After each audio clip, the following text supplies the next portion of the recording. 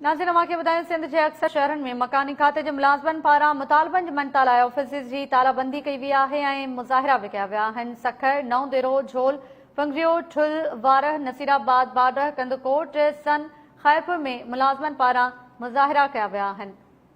अवांखे ॿुधायूं पिया नाज़रीन सिंध जे अक्सर शहरनि में मकानी खाते जे मुलाज़िमनि पारां मुतालबनि जी मनता लाइ ऑफिसिस जी तालाबंदी कई वई ऐं एहतिजाजी मुज़ाहिरा बि कया विया आहिनि।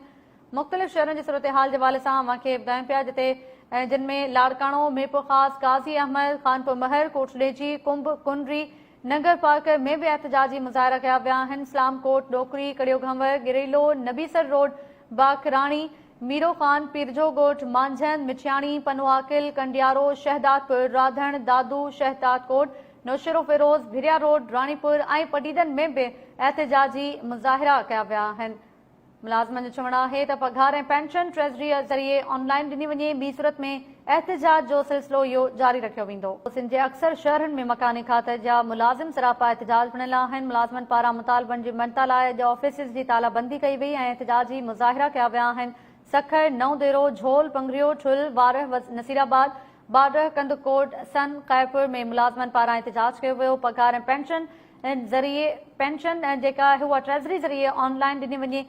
मुलाज़िमनि जो चवणु आहे त ॿी सूरत में इहो एहतिजाज वारो सिलसिलो जारी रखियो वेंदो। शहदादकोट, नौशरो फिरोज, भिरिया रोड, मिठियाणी, पनुआकिल, कंडियारो, शहदादपुर, राधण, दादू, रानीपुर ऐं पटीदन में भी एहतिजाजी मुज़ाहिरा कया विया आहिनि।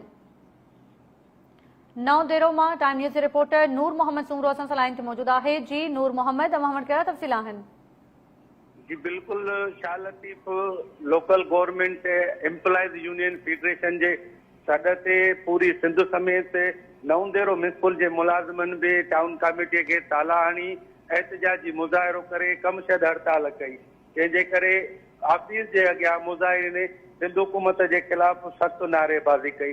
एहतिजाज जी अॻुवाणी कंदड़ Shah Latif local government employees federation जो चेयरमैन हाफ़िज़ मुश्ताक अहमद कोरेजो, अहद जमाल, शिराज सूमरो, शकील मीराणी, सनाउल्लाह कोरेजो ऐं ॿियनि ॻाल्हाईंदे चयो त असां सिंध हुकूमत ऐं मकानी खाते जे आला अख़्तियारनि खे 29 नवंबर जो टाइम ॾिनो हुयो, पर हुननि असांजे मुतालबनि जे तरफ़ को बि ध्यानु न ॾिनो, जंहिं करे अॼु असां ऑफिसनि जी तालाबंदी करे मुकमल हड़ताल कई आहे।